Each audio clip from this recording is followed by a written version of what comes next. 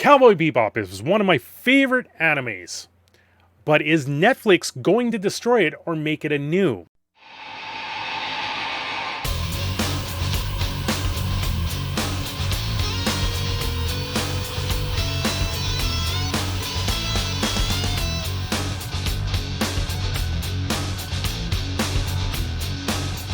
Well, I'm your host, Cindershadow, and today we're going to talk about how Netflix is bringing Cowboy Bebop. They just posted the new trailer for the show, which is the opening sequence, and I tell you, there is things that I just don't like with it.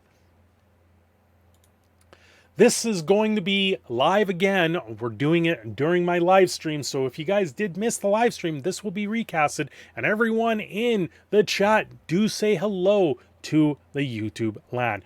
Don't forget to like and subscribe. That way you don't miss out on these live streams and you can sit there and join all the fun and maybe see the jump scares that probably will happen during this video. I hope you guys do enjoy. From Bounding into Comics, Netflix's Cowboy Bebop showrunner says live-action adaptation will serve as an expansion to the canon of the original anime. Well, there's a lot of things I have wrong with this, and one in particular is, where in the world is Ed? You cannot have Cowboy Bebop without Ed, the 13-year-old hacker girl of Cowboy Bebop. How can you not have this show without her? It's absolutely ridiculous. And someone on Twitter made a comparison of the original and the new Cowboy Bebop version of the trailer they put out. I'm not going to put in the music because obviously there's going to be Tank is copyrighted. If you guys want to play Tank, do look that up. So the opening sequence there with the actor and Spike beside, pretty close. It's pretty close. The cartoon Smoke is a lot better. Now, this part I have a huge problem with. You can see the girl that's playing as Faye, and she's trying to run, but she's not doing it very well. And for some reason, in the original anime, it looks way better. Right? So this is where I'm going to get into where it's just Ed doesn't seem to exist. So it's show, I can't remember his name. They're just kind of showing the actor versus Spike here. And the Jericho. I'm glad to see the Jericho. You've got Jet Black. And you've got Faye in the original walking along, showing that sex appeal that seems to be missing from the show as well. Very quick. Just the quick shots of them right now is driving me nuts. It's not choreographed. It's not smooth. The transitions are horrid. Whereas the original, everything just seemed to streamline and went well together. Right? You've got the three guns, which is all right. And then you've got Spike kicking and the actor actually doing some somersault kick in the air. So, I don't know. I'm just not a fan of it. Now, this is the part that is actually starting to weigh on me that I'm not liking. They're saying this is canon and is going to continue from the original show. But I remember this gang they're showing here on the left-hand side, and that was, I believe, in the second episode. There was a bounty on them, and they shot up a casino and all this other stuff, and now they're robbing a bank. So they're bringing in criminals or bounties that they originally arrested, and if that was the case, that means this isn't a canon. This isn't a continuation of it. This is a complete rehash of the stories that they've once done, and it's absolutely is going to be bad. Whenever you try and do these things, they just don't work out. The story's been told once, and we want to keep the story rolling. That is where it is. It drives me bonkers that they're doing stuff like this. Like Jet Black running there just doesn't look natural. It really does not look natural. It kind of has that Kill Bill vibe at this point, but even then, I just sit there and I'm like, to me, it looks like they're giving away the entire plot of the season that they're putting out there.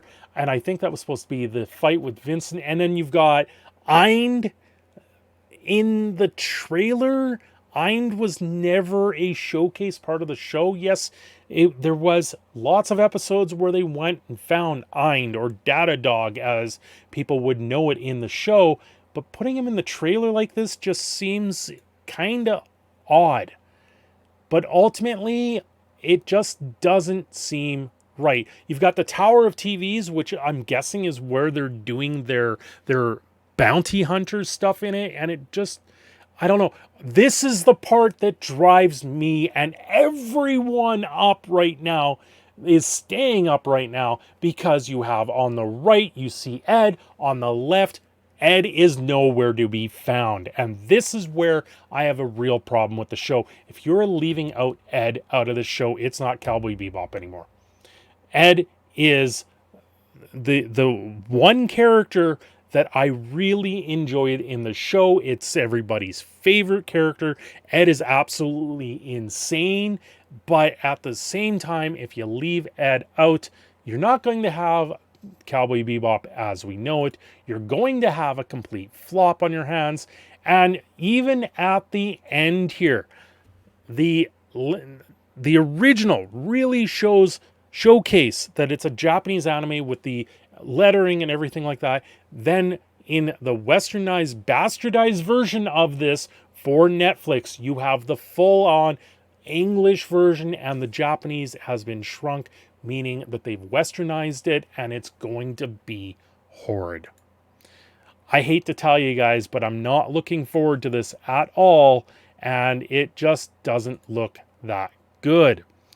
Anyway, Andre Nimick, the showrunner for Netflix Cowboy Bebop, has promised fans that the original anime, that rather than violating the series' established story, his live-action adaptation will instead serve as an expansion to the canon.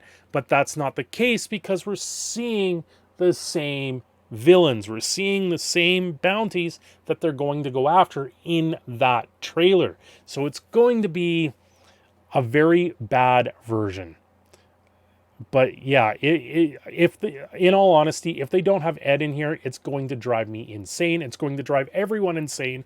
And anyone that is a fan of Cowboy Bebop will be upset. Addressing fans' criticisms of the live-action adaptation very existence during the interview with Entertainment Weekly, Nick Romanos, published on September 21st, Nimick asserted, "I promise it will never take the original anime away from the pursuits. It will always exist to be out there, but I'm very excited about the stories that we are telling." Meaning, if you don't like it, go back and watch the anime, because that's where the real show is. This version is going to be a bastardized version of Cowboy Bebop, and it's not going to be very good. Radical Edward Rip. Exactly. Where is Ed is going to be the biggest thing here, and it really does look like they've left Ed out. And it's not going to be good. They never casted Ed. There's no one on the bill to be Ed in the cast. Yeah. And if Spike potentially died at the end of the show, how is it a continuation? Exactly, Krebsy K, and welcome to the live stream and the recast. Don't forget to say hi to the audience. That's exactly it. Like, at the end of Cowboy Bebop, you're left with this cliffhanger that Spike may not even be alive. Spoiler if you're watching it, but it's still worth the watch and the journey to that point. Everyone hopes he's still alive, so maybe that is the case. But ultimately, this looks like it's a live-action adaptation of the show that is just not going to live up to the name of Cowboy Bebop.